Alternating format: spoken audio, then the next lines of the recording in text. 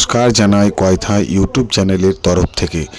তো আজকে গেছিলাম নলাটি থানার অন্তর্গত কয়থা পঞ্চায়েতের আন্ডারেই পড়ে বিলকাঁথি গ্রামে। আর এই বিলকাঁথি গ্রামে বহুদিন আগে থেকে প্রচলন আছে যাত্রা।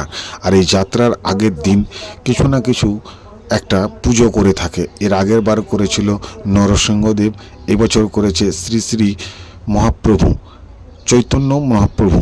আর এই পুজো আজকে হয়ে গেল সমাপ্ত। আর এই যাত্রা সম্বন্ধে পুরো জেনে নিব কেশবদার কাছে। যাত্রা উপলক্ষেই যে পুজো, এই যাত্রা আপনাদের কত বছর থেকে চলছে? দেখুন, এর আগে আমাদের একটা বড় অপেরা ছিল যার নাম ছিল জ্বলন্ত অপেরা। তিনারা মানে আর করেন না। তাদের মধ্যে আমাদের একজন আছেন, এখনও পুরানো আমার পাশে দাঁড়িয়ে আছেন, নিতাইদা। তাকে সামনে রেখে আমরা করছি। কিন্তু আমরা 1994 থেকে আমাদের একটা নতুন নামকরণ অপেরা, বিলকান্দি তরুণ অপেরা।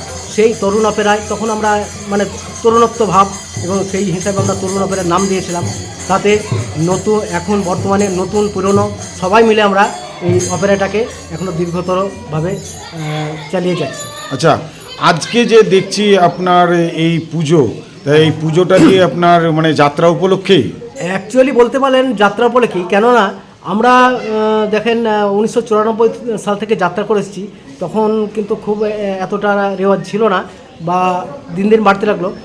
মাঝে করোনার জন্য যাত্রা কয়েক বছর বন্ধ ছিল।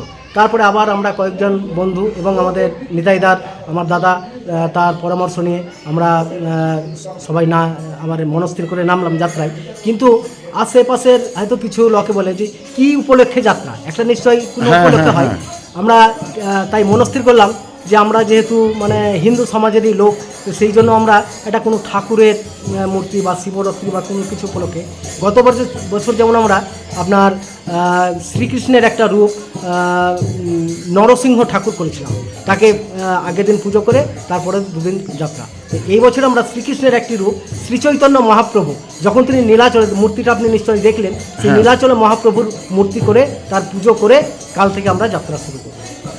এই বছর আপনার কদিন যাত্রা আছে তাহলে? এই বছর আমাদের যাত্রা আগামী কাল, পরশু এবং তার পরের দিন আপনার একটি মহিলা নাটক, যা আমাদেরই গ্রামের মহিলারা করবে। আচ্ছা, এই বছর আপনার পরপর দুদিন যাত্রার পালাগুলোর নাম কি? পালাগুলোর নাম হচ্ছে, কালকের যে যাত্রাটা আছে সেই যাত্রাটা হচ্ছে আপনার পার্থ পোদ্দার রচিত দাদা ভগবান ভাই শয়তান, যার নির্দেশনা আমার দাদা আছেন, আমার এই প্রযোজনা আমার বন্ধু আছেন এবং পিছনে আমার দাঁড়িয়ে অভিনয় করছেন, আমিও নিজে অভিনয় করব।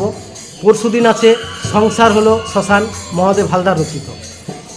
আর পরের দিন আছে আপনার মহিলা নাটক ভানুমতির খেল, ডক্টর তাপস কুমার।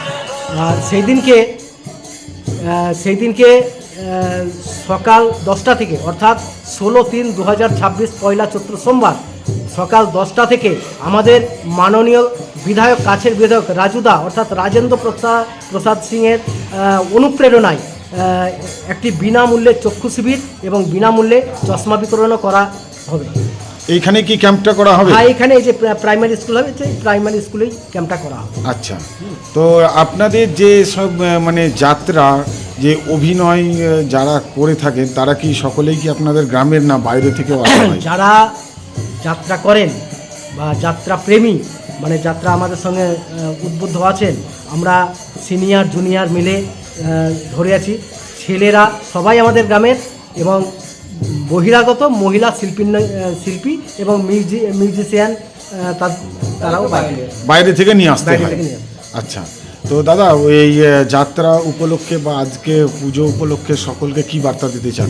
আজকে এই হিসাবে বার্তা দিতে চাই, বর্তমানে চারিদিকে যে চলছে দেখবেন, একটা আমার তো মনে হয় ভালোবাসাটা কমে গেছে।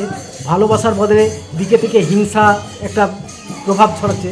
সেই হিংসাটা যাতে না থাকে, মানুষে মানুষের অনুপ্রেরণা। তো সমস্ত যুবকদের প্রতি আমাদের আহ্বান, বা আরও যারা ভালো মন্দ অবশ্যই আছেন তাদের প্রতি আমাদের আহ্বান যাত্রা সংস্কৃতিকে ফিরিয়ে আনুন, এই সংস্কৃতি ধরে রাখুন। এছাড়া আপনি বিগত দিনে এসেছিলেন, জানবেন আমি অপেশাদার যাত্রা শিল্পী সমন্বয় সমিতির সঙ্গে যুক্ত এবং আগামী কয়েকদিনের ভিতরে আমরা জেলা সম্মেলন করব। আপনাকে অবশ্যই খবর দেবো, আপনিও তার প্রচারটা করবেন বা আমাদের পাশে থাকবেন, এই আশা রাখি।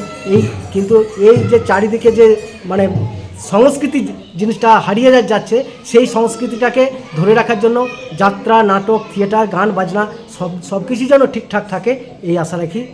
আজকের ভিডিও এই পর্যন্তই। পরবর্তী ভিডিওর জন্য অপেক্ষা করুন। নতুন জায়গায় নতুন ভিডিও। আপনারা ভালো থাকবেন, সুস্থ থাকবেন।